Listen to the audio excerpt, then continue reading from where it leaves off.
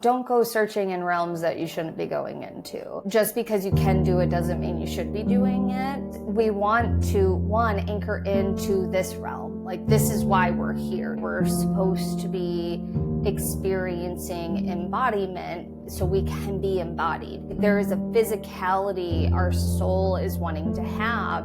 And the most beautiful realm that you can anchor into is this one, Gaia, Mother Earth, because where you're meant to go in terms of consciousness, you don't have to go searching outside of yourself for it, because you have an entire universe within yourself, and that realm is what is meant to be explored. Speaking about the Akashic Records, I'd love to know, what was your journey like getting into this? Was this something that you always had access to? Were you always open to it?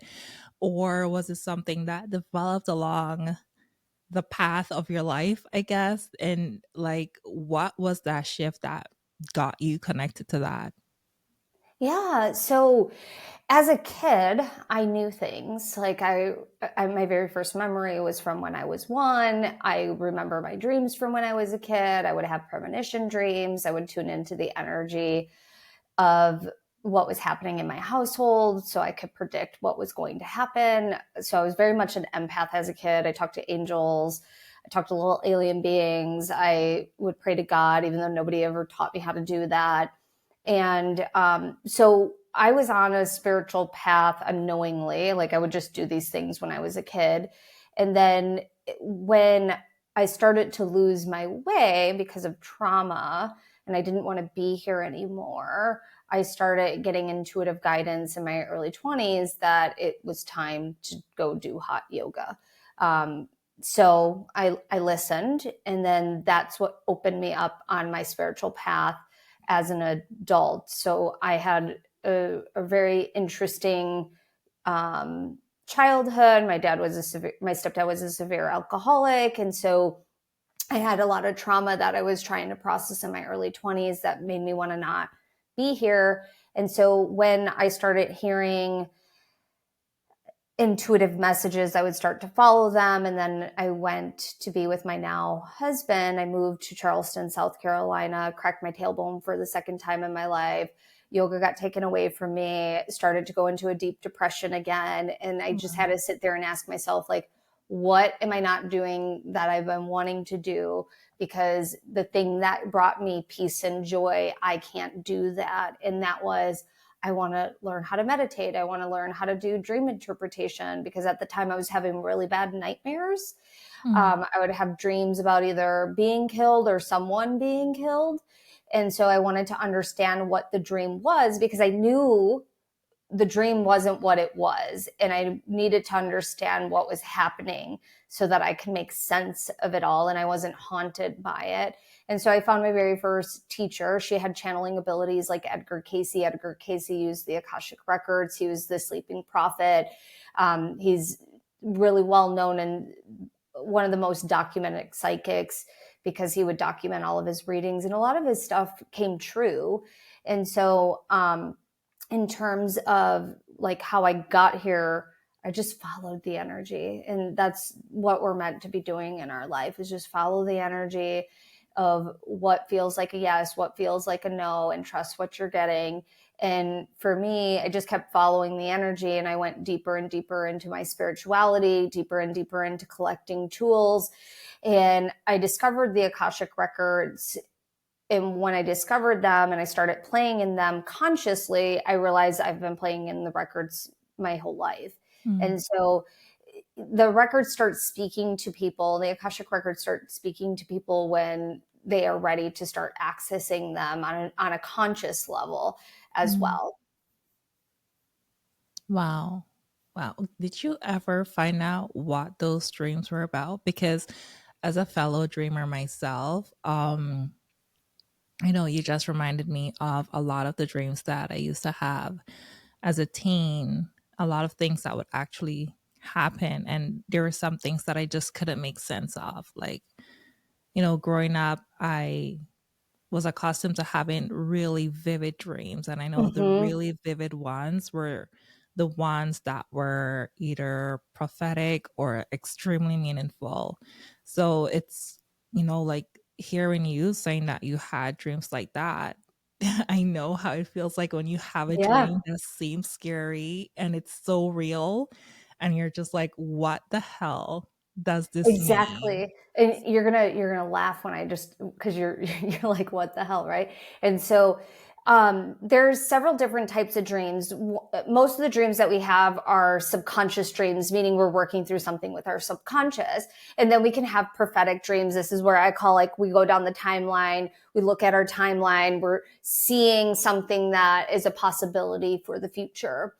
And when that possibility comes, it could be immediate, it could be down several years from now, it could be a month from now, depending on what it is.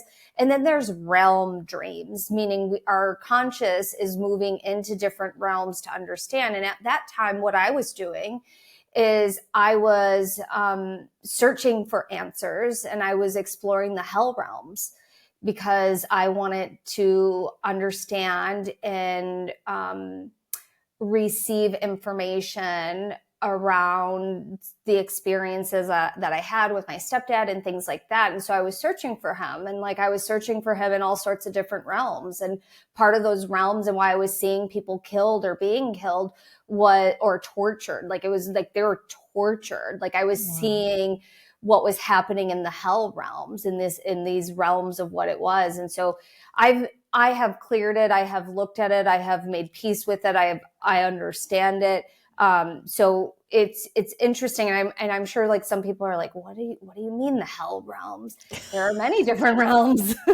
Yeah. There are so many different realms that we can go into in our conscious, and not all of them are butterflies and rainbows, Yeah. unfortunately. Yeah. Wow. Oh my goodness. Yeah. Do you want to kind of like tell us a little bit about the different realms that we could possibly experience, whether we awake or dreaming or tapping into something during our meditation? Because I think that would be kind of helpful, because I think a lot of people experience things that they're afraid to say out loud, that they don't Oh, want to talk lots of about, things. that they don't understand. Yeah. So first off, don't go searching in realms that you shouldn't be going into. Just because you can do it doesn't mean you should be doing it. And for me, I've been doing this like my whole life as Amy. Like I would go into different realms as a kid to predict things. And so when it comes to realms, we want to, one, anchor into this realm. Like, this is why we're here. This is why we're supposed to be experiencing embodiment so we can be embodied. And Yeah. what I mean by that is there is a physicality our soul is wanting to have. And the most beautiful realm that you can anchor into is this one, Gaia, Mother Earth. And we can get anchored, we can feel safe, we can process our emotions. And then when you are going into meditation, anchoring first into Gaia is important, or whatever name you give Mother Earth, and then giving yourself permission to be in your heart space, because where you're meant to go in terms of consciousness, will your heart will guide that very naturally. Because some people I know are going to listen to this and they're going to go, oh, I want to go explore certain realms and things like that. And I'm saying it very cautiously, don't do that, Yeah. because you're moving your energy in a particular way to move into something that you're not supposed to be in, and it's very dangerous. And so we want to be very conscious of that. And so being in our heart space, what we'll do is we'll raise our consciousness. And by raising our consciousness will meet us where we're at and will give us information, and our guides and our team and our God or the universe or spirit will give us that information. And you don't have to go searching outside of yourself for it, because you have an entire universe within yourself, and that realm is what is meant to be explored. Does that make sense? Perfectly. Yeah. And I love that you said that. I love that you I love that you highlighted being anchored here, because I was at some point one of those people who wanted to leave, because I Mhm. didn't feel like I belong. I didn't feel like I belonged anywhere. I didn't feel like I belonged in my family, amongst my friends, in this planet. Like I always felt like the outsider. Like I was just weird. Nobody understood me. Like I love people, but I don't understand them. Like just trying to find my place here has been a ride. It has been rocky. And I often felt like, oh my God, I felt like I came to the wrong place. I don't think this is Mm. where I'm supposed to be. This is weird. I don't fit in here. So, yeah, I wanted to exit. It's normal. So It's many times. totally normal because one, we get homesick, and two, there is a deep yearning for belonging, a Yeah. very deep learning for belonging. And so when we have that longing, what ends up happening when people go on this spiritual path, because this is really important to understand too, you can also enter into escapism with your spiritual practices. Yeah. So, oh, let me go hang out with my team all day. Let me go hang out with them. And what it's doing is you're not actually being here. You're not Yeah. anchoring here. And so there's this sense of belonging, this sense of loneliness. And what is that? And that's where we can move into curiosity. And that's where I find that the Akashic Records can be really helpful. And for anybody that doesn't know what the Akashic Records are, they are an energetic database of your soul. Every word, deed, thought from the moment your soul comes into its inception, meaning when your soul comes into existence, it starts recording everything about your soul. And we can go into the Akashic Records to receive love and guidance and support in any and all areas of our life. And what the records are designed to do is to assist in having a self-discovery. They're one of the most amazing life tools. And so it's like, the question would be is like, why do I not feel like I belong here? Why do I not feel connected to my family, connected to this earth, connected to my human body? Because there's even some sort of disconnection to the human experience or the human body itself. Yeah. And the guardians, also known as the masters, teachers, and loved ones, they're going to hold you in love. They're going to hold you in complete wholeness as well, meaning they see you as whole and they can recognize that you're going through something and Yeah. there's a disconnection from that wholeness. And how can we get that connection back? And that's the part where I find fascinating, that can happen with when we study the records and we practice the records. Absolutely. Can you get into some of the information that we can get from the records that would be super helpful to a lot of us? I know that there's a lot of ancestral information, of past life information, a lot of things going on there. Yeah. So the records can be used many different ways. For the way that I teach my students in Sacred Awakening, the way that I utilize them is it is a whole life tool, meaning it can help me in all areas of my life. And it's not just to be used to heal trauma or to heal past lives. Because if we only focused on healing, what's my past life? Let me heal that. What's this trauma thing that I need to look at? What ends up happening is you don't get to have fun. And the records can be a tool that can assist in enriching your life and having more fun. And so the records can be utilized in all areas of your life. So we can utilize them for looking at money, finances, looking at romance, family, fun and leisure, spirituality, career/business. We can look at it for health as well. And so, depending on what we're wanting to do and what we're working on, will determine how we're utilizing the records in that moment. And so, let's say you're wanting to start a business and you're asking these questions: how do I start a business? What do I do? Da da da da da. And they're sharing it all with you, and you're like so excited, and then you don't take any action.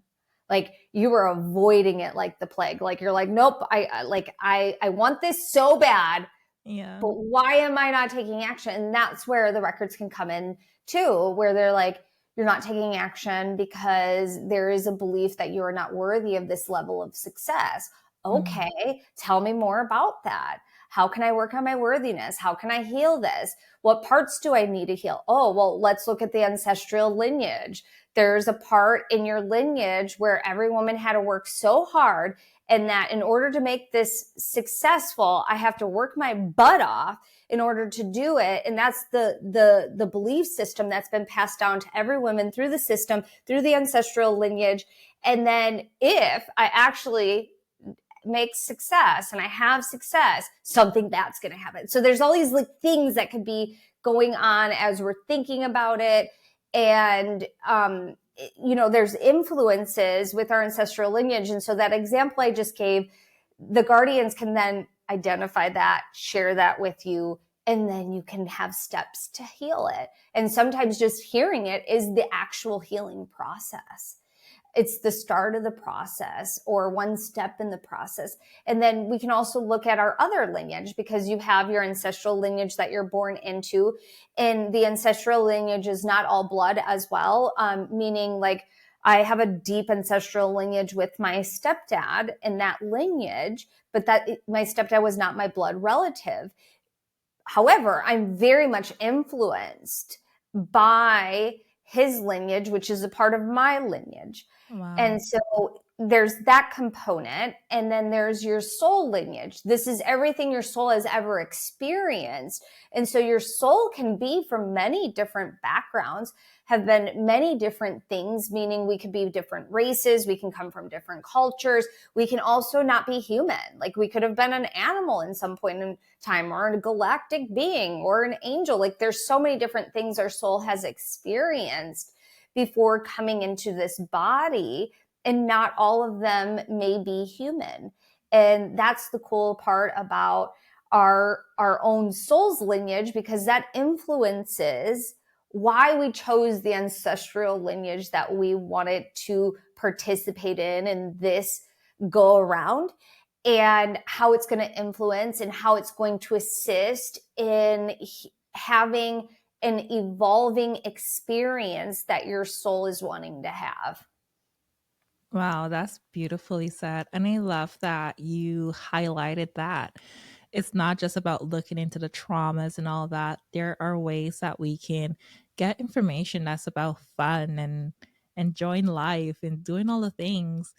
That is amazing. It's really fascinating just hearing you speak about it. I'm really curious to know, having gone through everything you've gone through, you mentioned childhood trauma. I have like a whole bag of that too. So I know all about that and how that can impact you. You mentioning that, going through that, breaking your tailbone, all the things, right? Um, how has this access or this information, how has it now changed your own perspective on life? The first off, like trauma is trauma. It can be big, it can be little. And Yeah. then it's up to us how we continue to allow it to influence us. Yes. Is it Yeah. going to break us? Is it going to create victimhood? Or are Mm, we going to rise above? Are we going to allow it to be the catalyst for the evolution of change that we're wanting to experience in this lifetime? mm, And so the thing for me is, I wouldn't be the sum whole part of myself without having that trauma. Like that trauma made me who I am, but all the good things also made me who I am as well. And so what the records has done for me is I am able to see myself in a completely different way without having to play victim, or without holding on to some old coping trauma responses that I used to have because of the trauma. I was usually the first person to beat you to a punch on a dumb blonde joke. I would insult my intelligence all the time. I would downplay my intelligence. And so for that, um, like I learned how to speak kindly to myself, view myself in a different way. So I wasn't beating myself up anymore, that the negative self-talk wasn't consuming me. I wasn't hiding behind my trauma. I was actually befriending my trauma and starting to transmute the trauma so I can walk hand in hand with God or creation or universe, whatever sacred title you give that sacred frequency, and Mm. recognizing that I'm the one that holds the keys to the changes that I'm seeking. And it's only up to me to decide how am I going to choose to respond. And I have a tool that allows me to respond in such a profound way that I can work through my junk. I can work through my insecurities or the noise in my brain without being judged. And then I can keep coming back over and over and over again, even if we're working on the same thing, because I'm still not getting it. I'm never going to be judged. And that's the coolest part, because the guardians want us to succeed, and life is messy, and that's how it's supposed to be too. I'm not Mm. saying we're not, it's not supposed to, it's not supposed to, I'm not saying we shouldn't have like bad things happen to us or bad things are good for us. It's it's messy, and that's a part of the human experience. And how can we navigate the mess when it arises, because that is the next stepping stone for our evolution. Yeah, absolutely. I love that you mentioned victimhood because it's so easy to stay there. And I know, like, I myself was there for a while. So there's no judgment on that because I went through all of that. And, that's what even led me to believe, like, I don't want to be here. Like, what is this? I don't even feel like I belong here. And, just going back to everything that you were speaking about, even when you were talking about looking into lineages, and I remember you mentioning your stepdad, and I thought back to like my relationship with my stepdad, and that's just like a whole thing that I could just never understand. And I'm just like, I have also thought that there has to be something there from the past, because this has been a relationship that I felt like, well, like he's the father figure that did not want to play the father figure in my Mm. life. And I'm just like, who the hell does that? Like, for what reason? And I'm just like, there has to be something there. So you even touching on something like that just brought me back to a lot of my own processes that I've been through, and a lot of the questions, the deep introspective questions that I've asked myself about, like, what is the purpose of a lot of these experiences that I've had, right? And just like unraveling that and doing my own healing work and coming to my own place of centeredness.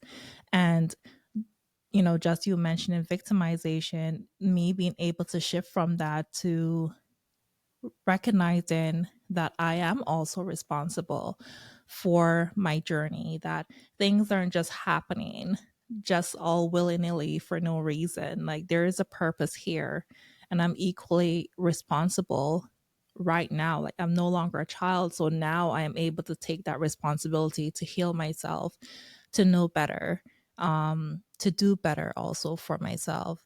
Even when you were talking about the jokes that you will make about yourself, it reminded me so much about myself, whereby I mine showed up a little bit different, because my self-worth issue has been this whole thing that I've been dealing with, and thinking that I'm not enough, or I'm not smart enough, or being afraid to show up in spaces, being afraid to speak up, all of these things. um all of that came from just like different traumatic experiences that I've had as a child and just growing up, and not being able to understand that for the longest time, or to make sense of any of that. So I definitely relate to you on a lot of what you're saying, and I think that anyone can relate to this, because even for people I've mentioned before on other episodes, that there are also equally a lot of people who felt like, oh my gosh, my life has been amazing, I don't have trauma. And like my previous guest, she mentioned, well, if there's nothing, then why do you exhibit these unhealthy behaviors Mhm. like the rest of us, right? There has Mhm. to be something, even if we don't recognize it. And I think this is where, when you speak about the Akashic Records, this is where it can definitely be super helpful, even for people who feel like, I'm fine. My parents were amazing. I had the best childhood, you know? But I'm having money blocks, or I'm having these weird relationship patterns, or I can't figure out my path or my career or whatever it may be. And I feel like even for people like that who feel like life has been great, I'm fine, I've never experienced a trauma in my life, there are still things, there are still unhealthy behaviors, there are still mindset issues, all sorts of things in there. So yeah, like just you talking about your own journey, especially as someone who has had that access since early childhood, that you too go through that, go through being human, because I guess that's what we're meant to do, regardless of how connected or disconnected you may be to your abilities.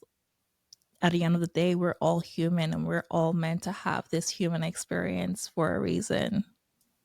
Yeah, absolutely. And I think that it's some people do have amazing childhoods, which I think is amazing. And Yeah. then those people sometimes end up connecting to people that have had a ton of trauma in their life, or they have Yeah. friends that have a ton of trauma in their life. And then there are some people that don't understand that they had traumatic experiences because it was just normal. Like it was just a normal experience. I mean, like I remember in my 20s, right? I remember in my 20s, I had a roommate, and um, my roommate and our other friend, they were childhood friends, and they're talking about how they used to go camping when they were teenagers and da da da da da, and they would have sleepovers. And I'm like thinking to myself, what? Like you guys could do that? That was allowed? Like that was allowed? Like my stepdad, we were not allowed to do stuff like that. I wasn't allowed to go and spend a week with someone's family camping. Like that was just not allowed. But it Yeah. was so normal that it was not allowed in my life that as like in my 20s, I'm like, what? And then like, your mind kind of like does this explosion because you're like trying to connect the dots. And then you feel like for me, and then I felt cheated. Like, I'm like, what the heck? Like, why didn't I get to have that experience? And then you have FOMO because again, this is all perception inside your head. You are perceiving something in one way based on how they're telling it to you. Doesn't mean it's accurate. And Yeah. doesn't mean how you perceive even old memories as accurate as well. Cause that's like something I'll sit with too, where I'm like, is this memory actually accurate? Like, did that Yes. actually happen? And I'll go to my sister and be like, hey, do you remember this happening? And then she'll share something that either validates it, or she'll be like, I don't remember, like, or it will be, because some of us just don't remember things from when we were a kid. And that's also dissociation, or they just don't really remember. And then there's some people that don't remember anything from their childhood. And it's because it's a dissociation response because of how and what happened. And then there's also perception of what was traumatic as well. And I'll give you an example that I like to share. Um, you can have big trauma and little trauma. And a little trauma can be, and I'll give two scenarios of what little trauma might look like. Um, let's say you get an ice cream cone. You're so excited for that ice cream cone. You're 4 or 5 years old. You grab it, you're about to lick it, and then you drop it on accident. And I'm going to give two scenarios on how a parent can respond. One of the parents responds like, oh, honey, I'm so sorry, but we can't have another ice cream cone. Unfortunately, you made a mistake. We'll have to get one next time because we don't have time to go get one, or there's just no more ice cream. So sorry. And in that child's mind, they may go, they can have many reactions, and one of the reactions can cause trauma, and multiple reactions can cause trauma, but the trauma could be, I made a mistake, and if I'm not perfect, I won't get what I want. So I have to be perfect in order to receive the things that I want and be rewarded. So that could be something that was perceived by this mistake, even though the parent was like, I'm sorry, unfortunately, there's no more ice cream, things like that. So there's that. And that, because we can't control how someone perceives the situation. True. And so another response that could cause trauma, even though it's not that big of a deal, but it is a big deal, is the parent can go, tough. Like, you dropped it. I'm not giving you another thing. You shouldn't have dropped it. Too bad. Learn. And so even though the parent's not screaming or yelling, or the parent could be screaming or yelling, they didn't respond in a way that felt good to the child. And so this can create this perception of, if I make a mistake, I will be punished for making that mistake. And in order to not make a mistake, I must make sure I don't make any mistakes. I must be perfect. I must be fill in the blank. I must do all these things. And unfortunately, like, I can't control how you perceive a situation, just like you can't control how I perceive a situation. And the perception, even between siblings, everybody could be in the same situation, but because we filter it through our own perception, one sibling can receive it through a trauma response, and another could be like, that wasn't a big deal at all. And that's the interesting thing about being human, I think, because we are filtering out these experiences, and then we're perceiving them in a particular way, and then we're responding. And the cool part about the records is they take into a 360-degree perspective on any given situation, because there are many perspectives on any given situation. And so they can assist you in perceiving something through a different lens. But it's also important to understand, when it comes to perception, that, and I like to use this example too. Have you ever read a text message or an email and immediately you're like angry, you're mad, you're like, what the heck? Da, da, da, da, da, da. And then you go back and you reread it and you're like, that is not at all what the message said in my head before.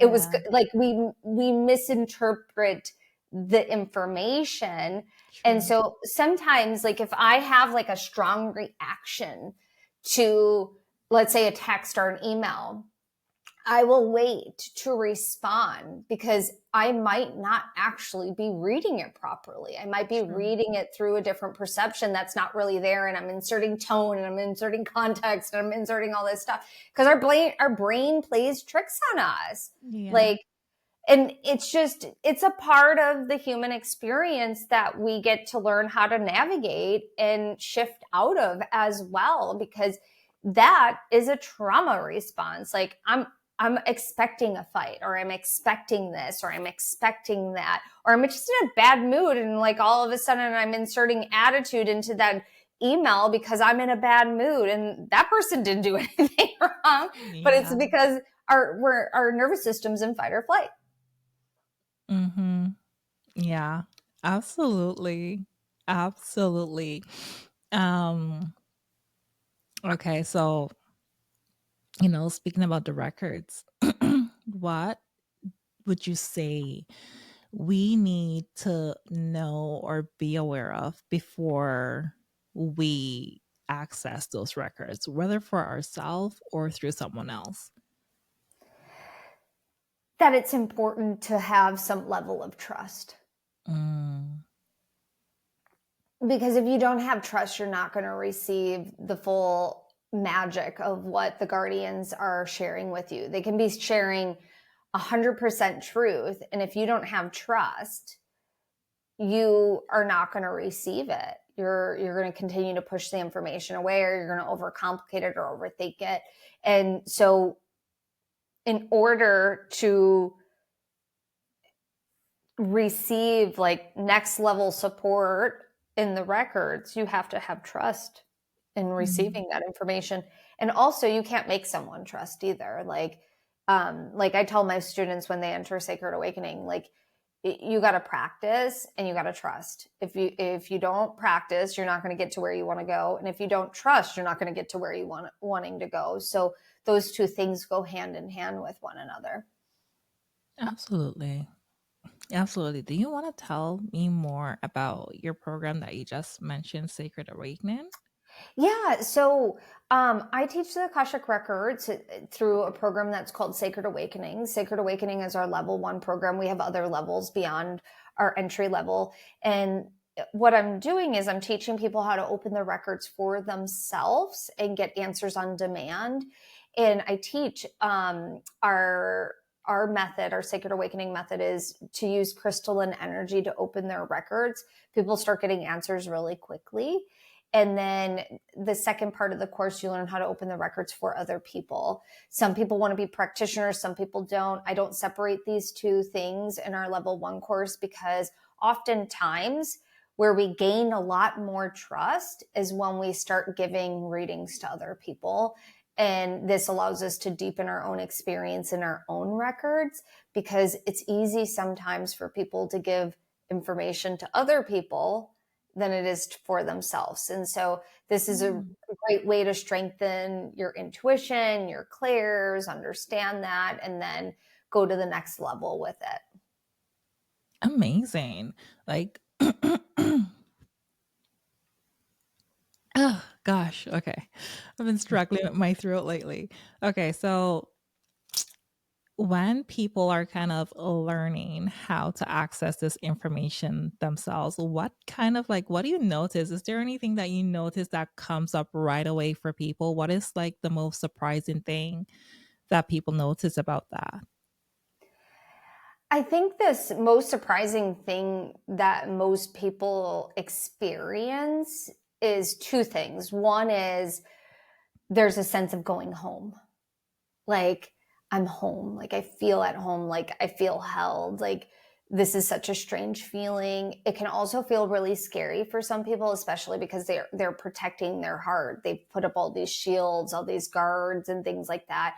And so it can also feel um a little strange to and a little vulnerable depending on the person.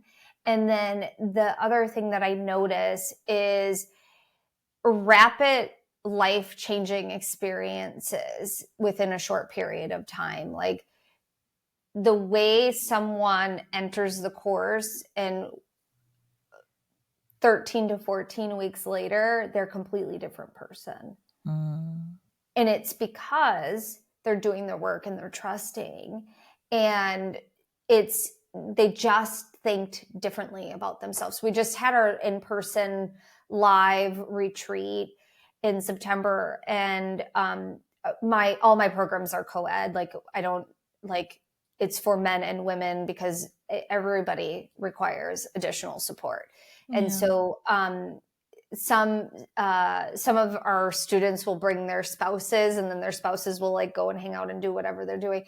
And one of my students husband came, and after the retreat he like came in and he's like, I just want to thank you because my wife is a completely different person. Like I see it, and she's just so much more happier. And it's really cool to see that and to witness Mhm. that the spouse, the partner, this person is one not only cheering on their mate, but like they're seeing the complete drastic changes in their partner as well, which is really cool. That's beautiful. How does someone know, like, okay, who is this suited for? Let's just say that. And how do you know when you're kind of ready to kind of embark on that kind of journey? Yeah, so the record starts speaking to you when you're ready. So if you're listening to this and you're like, I want to know more about the records, I'm curious now. That's usually a good sign. Like, hey, like you're ready. And then if you are ready, start researching it, start going deeper into it. Like I always offer free master classes to learn more about the Akashic Records. And if I'm not your cup of tea, like go find someone that's your cup of tea, because you want to make sure that you're connecting and you're learning how to properly do it. Because I do believe that it's important to have a teacher that's going to show you how to do it, and what formatting and the way that you learn how is also unique to you, because everybody has learning styles. And in Sacred Awakening, we touch on every learning style, because some people are audience, some people are visual, and some people are kinesthetic. And so we want to be able to touch on every learning style so that you have the ability to learn the process in the way that will allow you to thrive. And then most importantly, when things are coming up, you have someone to ask questions about, because this isn't like, for me, I could spend 2 hours and go, here's the method, here's how you open the records, there you go, goodbye. And that wouldn't feel good to me, because you're not going to set yourself up for success. And so I want my students to be able to go in, explore what the records are, and continue to explore them while they're being supported, because other things are going to come up. Like, why do I feel unworthy? Like, and then we talk about the bodies as well, because we're so multidimensional. We can self-sabotage. We can want something so bad and then completely sabotage the entire experience, because there's a part of us, or there may be two parts of us or three parts of us, that don't feel like we deserve that experience, or feel like they might be in danger. Like, you might be in danger if you do that. And it's Yeah. because we're multidimensional, and we have many different aspects of our being, where we have a mental body, emotional body, spiritual body, physical body, ego, inner child, and all these parts have something to say.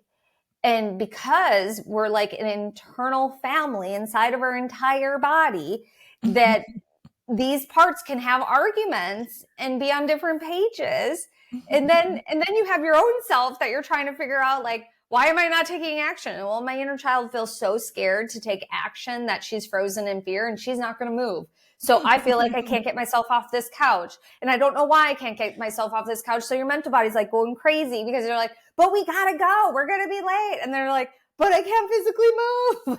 And so there's these systems that happen, and the records can help with that. Like, they can help, we can use them, they can utilize it.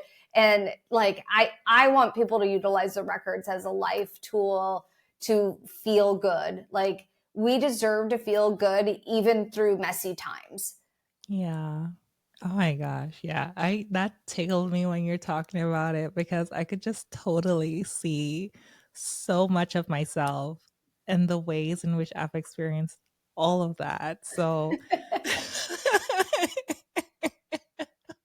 It happens. We are so complex. And then you're just like, but why don't you just do it? And you can't physically make yourself do it. yes. Yes, absolutely.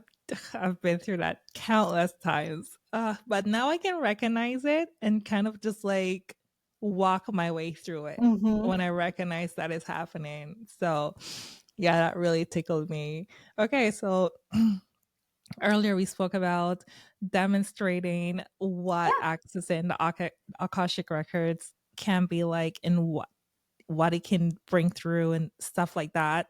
So if you're Yeah. So, ready, we can yeah. get So into it. And yeah, I'm like, excited to give you a reading. I have the records open. So for your audience, anything I'm sharing that resonates with you, keep it. Anything that doesn't, leave it behind, because we're in a group setting. So some of the things that I share in the reading will also be for your audience. Some will not resonate. So just leave it all behind. And then I'll also do a general message as well and bring it all back. And so, what do you want support with? And do you have a specific question that you want to ask?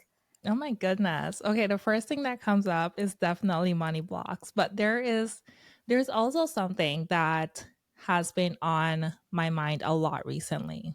And when I was a little girl, I had this near death experience, Mm. and a lot of things happened there. I can't remember everything now anymore because it's all blurry. I was young. I was like 5 or 6. And last thing I remember seeing was this. Well, the last thing was I was told that I'd be healed, and then I saw a bright light right before I woke up. That's the last thing I remember. Everything else that happened, I can't remember. And even like Mm-hmm. when I woke up, I remember my mom telling me that I was speaking a completely different language for the Mm-hmm. first Mm-hmm. few minutes when I woke up out of it. So there is that too. And I've always wondered, I can't even remember anymore a lot of the things that happened, even though I knew a lot happened within my soul. So, what was the purpose of all of that? Like, what was the purpose of it? You know, like sometimes I'm just like, I don't get it. And how is it that that has impacted me? Because I feel like even coming out of that, I've had like these like residual gaps in my memory Mm-hmm. since then. Mm-hmm. And yeah, it's just the weirdest thing. So, like, that's been something that's been on my mind and my heart for a long time now. Yeah. So, two things that I'm hearing to share with you is the language you were speaking is light language. Do you know what light language is? Yeah, I've heard of it. Okay. Yeah. So, light language, for anybody that's listening that doesn't know what it is, it's the cosmic language of your soul. It's similar to speaking in tongue. And light language assists in breaking out of trance. It assists in healing. It assists in remembering. And so I'm here to speak with just a little bit of light language. So if you want to close your eyes, if you're driving, don't close your eyes. But for you, go ahead and close your eyes. Yeah. Okay. Close your eyes. And I want you to be in your heart space and like really drop your energy into that. And then I want you to imagine you're being cocooned in the color green, like a beautiful, beautiful green. Burusia, Shadow Kanaha, Sakuruniha, Sanu, Sakaraha, Sanuanaha, Shadow Kunuatesitu, Traha, Sanu, Traha, Sakanua Trasia Trukumaha, Shanuaha. Put your hand on your heart and just receive a breath. Exhale out. And without opening your eyes, I want you to like tune into your body. How did that make you feel? Or what Oh my happened for you? gosh. It was deeply relaxing and also deeply like emotional as well. Okay, I'm going to speak a little bit more. And for anybody that's listening, just allow this to just really deeply penetrate into the cells and into your chakras and into your bones. Torasianaha, Shakuaha, Sanukriya, Sanukriya Sanuaha, Sharikarua Pania, Shanua, Saku, Saku, Saku, Trasil Muntukumaha, Trapunia Sahu. How are you feeling? That sounds really familiar. Yes, It's so crazy. that will happen. It's insane. And so part of this experience that you had, because I can feel like you're about to get the giggles too. Yeah.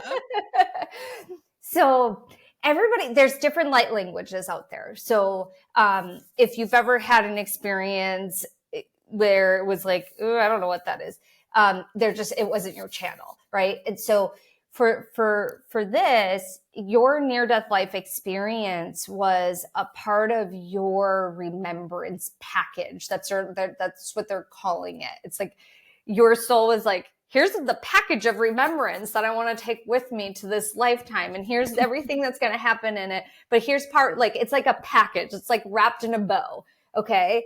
And part of your remembrance package that you agreed upon and your soul tribe agreed upon, because you're like, I want to clear. They're saying like part of one of your purposes here is to have deep recollection. I don't even know how to say that word. Recollection Mm. of your soul's capabilities that so that you can use them for the betterment of humanity. So you can use them to assist and support your family. You can use them to heal some karmic debt that you had accumulated over your soul's time as well. Because it brings good karma as well. And so the part of this near-death life experience was two things: the remembrance, the package, all that. And then it was also not a form of I need to get out of here, but a form of reconnection. So you could have recollection. Does that make sense? Yeah. And then that was also an agreement that you and your mom made along the way, because part of that agreement was something for her to experience as well. And it mended some ties that you had from previous lifetimes together too. Some acts can like clean up a lot of stuff between two souls. Yeah. And that mended a lot of ties. Wow. She was deeply affected by that, by Mm-hmm. that whole scenario. Like she like lost her shit. Yeah. When I was going through that. Yeah. And how she chooses to react and to be a mom and continue to support you is completely her journey. That you guys she agreed upon a certain journey, you agreed upon a certain journey. That's a part of the contracts that we made. That's the reason why we choose certain family members and things like that. Yeah. But that's deeply affecting her journey so that she could learn something, so that her soul can evolve in some way. And so there's this dance that we do, right? And so this isn't about your mom either. So we're just going to, but it's a part of it, right? So there's that. Yeah. And then for you, this recollection, and they're saying like, write that word down and actually say it out loud, because there's there's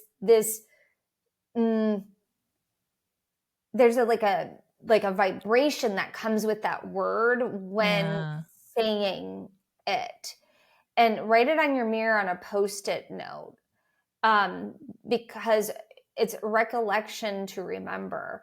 And so it's like there's this collection too within the word as well, like that's happening. And so write it down and say the word as often as you can, because it's going to be a part of the healing process from it. And then as far as like remembering every detail and all that stuff, that's not actually important at this moment in time. What's important is two things: the recollection, the remembrance, all that. And then there's this light language part. This is a really important part of your journey of remembering and utilizing your voice and frequency. I don't know if you do light language or not, but if you don't, or you're kind of dabbling in it, it's important that you actually learn. Got it. Got it. It makes complete sense. It makes complete sense. Yeah, I've spent, you mentioning the word recollection. I have been on this journey, the last handful of years to just remembering myself and remembering all these different aspects of myself. And I wouldn't even say it's a discovery. It's just like, I feel like there's a cloud that is lifting and it's still lifting, and just moving forward each and every time things get clearer bit by bit by bit. And yeah, it's really fascinating everything that you're saying, because I truly connect with all of that. It makes perfect sense. Oh, Yeah. good. And then I'm going to just turn this into like the collective message. So for anybody that's listening to this, part of your journey is always going to, not part, but the journey is to remember. And while you're remembering, there's tools that will always be available to you along the way. Some are already internally known and you can utilize them, you can tap into them. Some of them are like, oh, I got to go learn how to do that.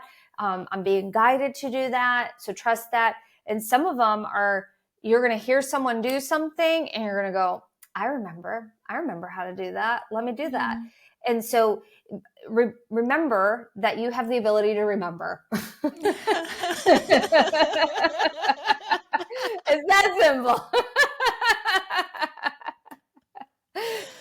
Yes. Oh my goodness. And there's one more message with this too.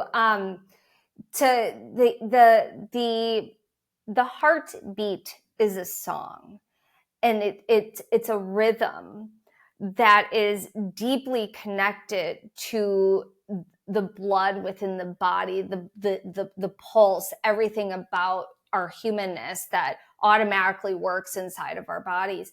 And they're saying that when you forget, give yourself permission to tune into the heartbeat. And that could be to slow down, literally put your hand on your chest and give yourself permission to feel the actual heartbeat in a steady rhythm. Because most time people only feel their heartbeat when they're anxious and stressed out and all of a sudden their heart's like pounding, right? But it's you can actually sit down and just, let me tune into my heartbeat. Let me tune into that river of knowledge that's deeply connected to my blood, deeply connected to the waters within my body, and I'll remember. Like I will remember. And they're saying that that's super duper duper duper duper important in terms of remembering, is connecting to the actual physicality of the heartbeat in the human experience. So I hope that's helpful. Yeah, that's beautiful. That is such a beautiful message. And it's something that I've been talking about a lot recently, just reconnecting to the heart.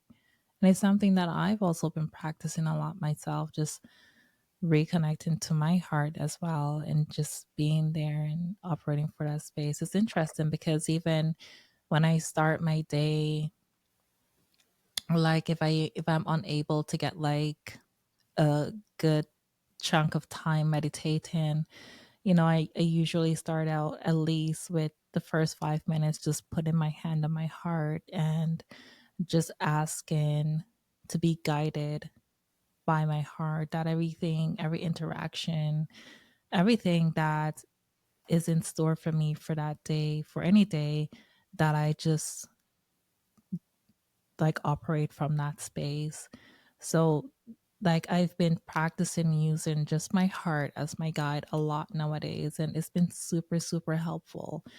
So yeah, that's just like so in line with even my own journey and what I've been discovering and what I've been doing in my own practice. So thank you so much for that beautiful beautiful message, Amy, and thank you You're so so much for welcome. that amazing reading.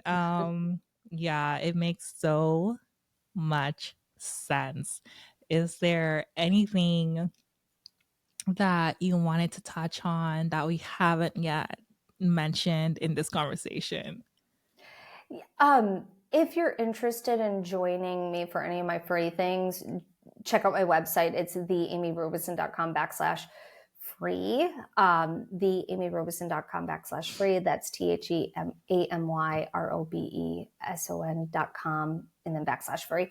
And then one thing that I'm getting is for light language. Light language is such a weird thing. Like it's so strange. It's so complex. And when I was going on my journey, my guides were like, "You're going to start speaking light language publicly." I'm like, "No, I'm not. I don't want to do that. That's weird. Like, no, thank you." And they're like, "No, you will." And And so if anybody on here is listening and you're like, I'm getting guided to do something weird, just trust the weird, because usually it takes you down a path that you would never guess. And so for me, they're like, no, just give it a try. And like, so I started practicing speaking, channeling the light language. And the first day as an adult channeling it, I was like, wait a second. I remember doing this when I was a kid with my sister. And her and I would have our own language that we would speak to each other in. And her and I knew exactly what each other was saying, similar to what you're like, that sounds familiar. Because it Yeah. is. Our soul recognizes it because it's our language of our soul. And every word or sound or sign or movement holds paragraphs of information that can't fully encapsulate the human language. So it doesn't matter what language you speak in the human language, it can't fully encapsulate it because there's so much that's in it that wants to be shared. And so our soul will recognize the light language. So if you're ever being guided, and like I kept having student after student ask me to teach light language, to bring it forward, and I teach it because it's something that I was kind of like, here you go, do this, this is important. Yeah. And it's because this is a part, light language is a part of the ascension process. So Mm. for you, trust it, my girl, because like you are meant to be doing it, and it's going to bring you like deep remembrance. Like I can see it, like it's going to bring you deep remembrance. And light language is funky and weird and silly, and like the inner child gets to come out and play, and it's very strange Yeah. and very enlightening all at the same time. It's beautiful. Yeah, it's so funny because I've been I've been very connected to it for a long time, but I haven't yet remembered how to bring that through, how to channel that. But it's been something that I've been connected to the longest time, that I've been aware of for the longest time. So yeah, I guess I don't know. I'll keep doing what I'm doing, and it will come when it comes. I'll keep myself open. Um, I want to know though, just talking about light language, for others who aren't so aware of it, how can it help us? Like we've spoken about deeply, how the Akashic records can be so helpful in on so many levels. And you just mentioned how light language, even for me, how it could bring me deep remembrance, right? How else can light language for the individual be helpful, or even for others be helpful? Yeah. So I mentioned this and I'll go a little deeper with it. It's if you're watching your phone and you're scrolling on social media, we'll go into a trance. When we're watching TV, we're watching a program, a TV show. It was originally called a program. It still is a program because it's programming our brains.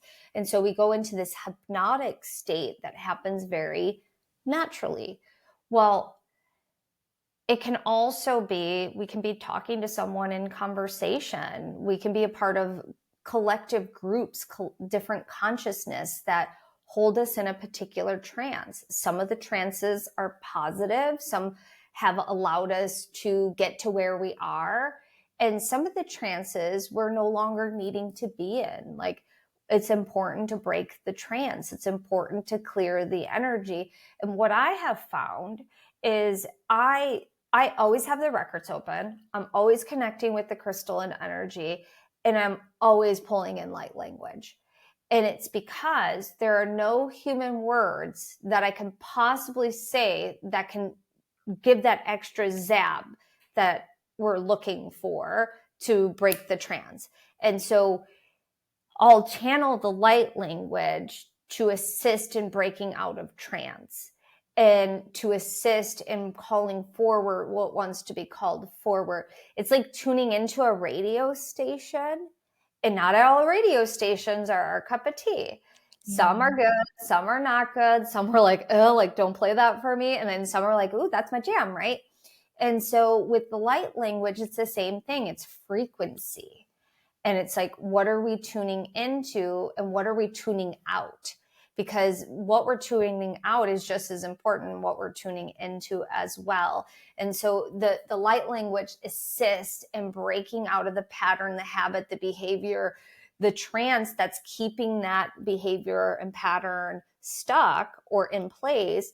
And then we get to break out of it and we get to move into the frequency, the energy that actually supports us in that new chapter, or turning the page to that new chapter. Oh, that's amazing. You mentioned the crystalline energy and how you work with that. Can you tell us some more about that as well? Yeah. So for me, I've grown up with crystals my whole life. You can work with the crystalline energy with tangible crystals themselves. Like you can work with them. They want to work with us. So that's one way of doing it. But just like we are energy, the crystals are energy too. And so they have energy that we can work with. And I teach my students in Sacred Awakening how to open their records using the crystalline energy because they act as keys. And the crystalline energy is a stable, consistent energy that can support us, and we can just fill in the blank, clearing out lower vibrational frequencies, helping with emotional trauma, steadying the heart, opening up the heart, connecting us to spirit, assisting us in feeling more safe, bringing in more creativity, healing the emotional body, the spiritual body, the physical. Like there's all these different things, and the tools work well with each other. Like the crystalline energy works well with the Akashic Records. The Akashic Records will work well with the crystalline energy, work well with the light language. They can be all standalone things or they can be combined. So it just depends on what you're looking for and what feels good to you. But for me, I like them all and they're consistent for what I do. That's beautiful. Oh my goodness. You provided us with so much today, Amy. Thank you. Thank you. Thank you so much. Before we hop off, I would love for you to just tell the audience where they can find you, where they can get in touch to also tap into a lot of what you're teaching. And yeah, anything else that you'd like to share with us. Thank you. So my website is theamyrobeson.com. Make sure you put the THE in there because otherwise you'll get a realtor. And we have like 20 plus free healings. I have a podcast called Awakening with Amy Robeson. You can find me on all those social media channels by typing in my name, AMYROBESON. And then we usually have something free going on. So check it out. And then one last message I'm hearing to share with the guardians is you get to decide what your life looks like at any given moment in the day. So if you're having a bad day, you don't want to continue to have a bad day, what do you want the rest of the day to look like? If you're having a good day, do you want to continue that energy? And what does that look like? Because it's always a choice and we always have the choice no matter what, because it's our frequency, it's our mind, body, soul that gets to make up the perception of the reality in any given moment. Beautiful. Beautifully said. Thank you. Thank you.